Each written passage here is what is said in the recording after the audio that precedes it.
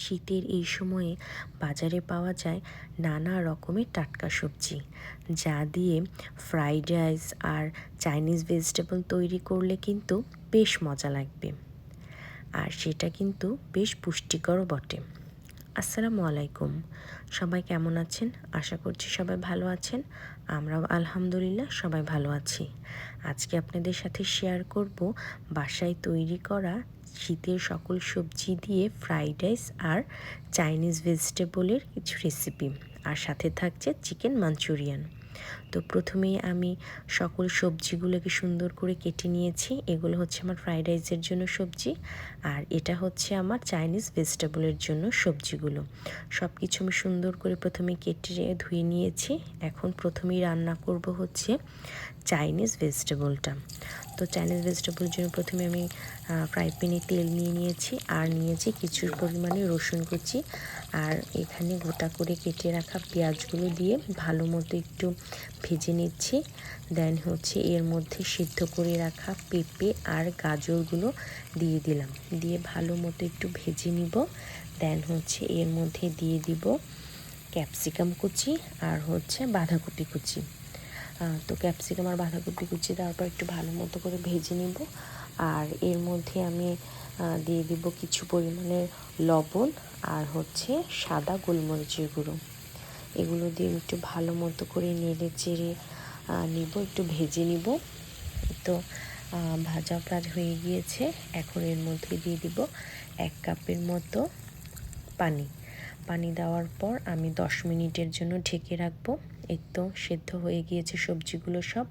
এখন এর মধ্যে দিয়ে দিলাম 1 টেবিল চামচের মতো টমেটো সস, আর হচ্ছে দিয়ে দিলাম 2 টেবিলের মতো কর্নফ্লাওয়ার ঠান্ডা পানিতে গুলিয়ে রেখেছিলাম সেটা।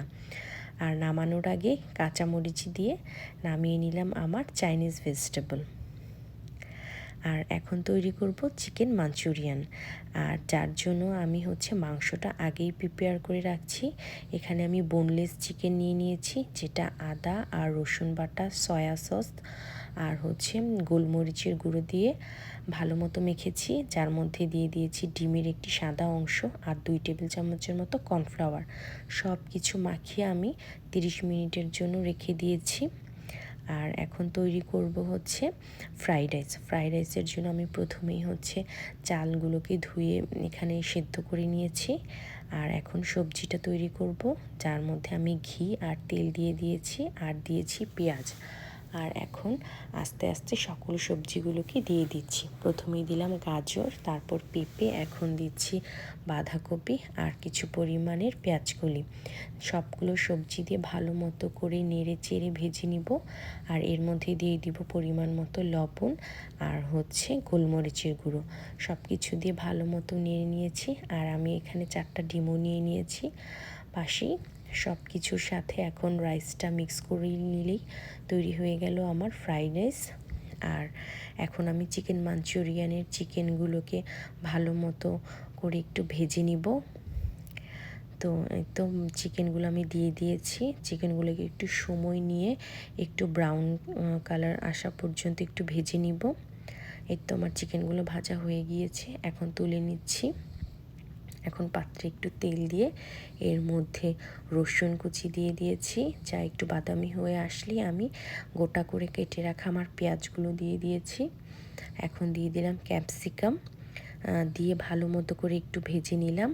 এখন সসগুলো অ্যাড করব। প্রথমেই দিয়ে দিলাম সয়া সস, আর দেন হচ্ছে এর মধ্যে দিয়ে দিলাম 2 টেবিল চামচের মতো চিলি সস, দেন হচ্ছে 2 টেবিল চামচের মতো টমেটো সস দিয়ে এখন ভালো মতো করে নেড়ে চেড়ে এর মধ্যে আমি চিকেনগুলোকে দিয়ে দিলাম।